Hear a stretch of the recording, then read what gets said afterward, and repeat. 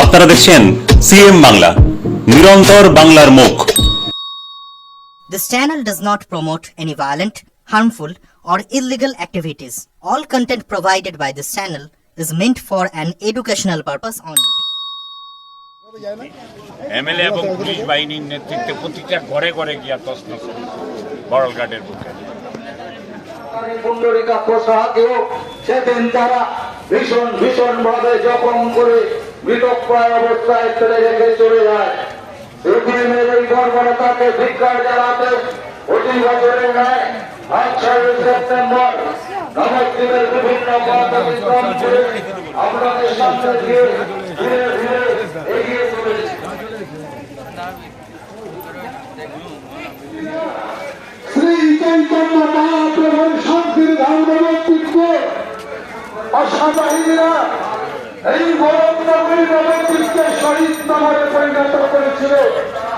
সেই সিপিএমের ঘাতক বাহিনীদের বিরুদ্ধে এবং বর্তমানে যারা দিনের বছর ধারণ করে মানুষকে বিভ্রান্ত করছে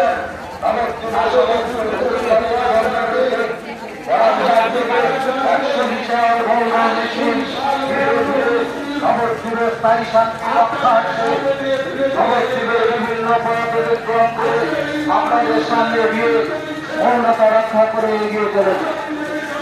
নবদ্বীপবাসী আপনারা নিশ্চয় অবগত আছেন, আপনারা নিশ্চয় ভুলে যাননি ১৯৭৯ সালের ৬ সেপ্টেম্বরের সেই কালো দিনের কথা।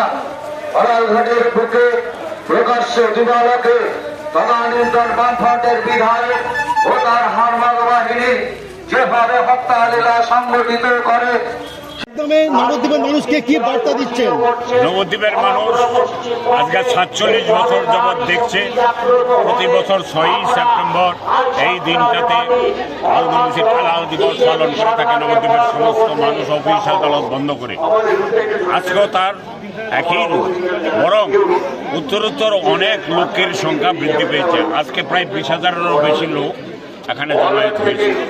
তাই আমি বলবো যে মানুষ শান্তি চায়, এটা শান্তির মিছিল, এটা মৌন মিছিল মানে শান্তি মিছিল। এত জমায়েতের অর্থ হলো মানুষ শান্তি চায়, আর সেটার তৈরি করেছে ভূমি আমাদের নন্দসা এবং আমাদের মাননীয় মুখ্যমন্ত্রী মমতা বন্দ্যোপাধ্যায়।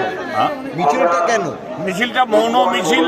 মৌন মিছিল হলো বিক্ষোভ মিছিল, এটা জানবেন। মৌনর ব্যাখ্যা হয় না, মৌনর ব্যাখ্যা স্লোগানের ব্যাখ্যা থেকে অনেক বেশি শক্তিশালী। মানুষ মৌনভাবে বুঝিয়ে দিচ্ছে মিছিল করে, আর না ৬ সেপ্টেম্বর আর নয়। শান্তির জন্য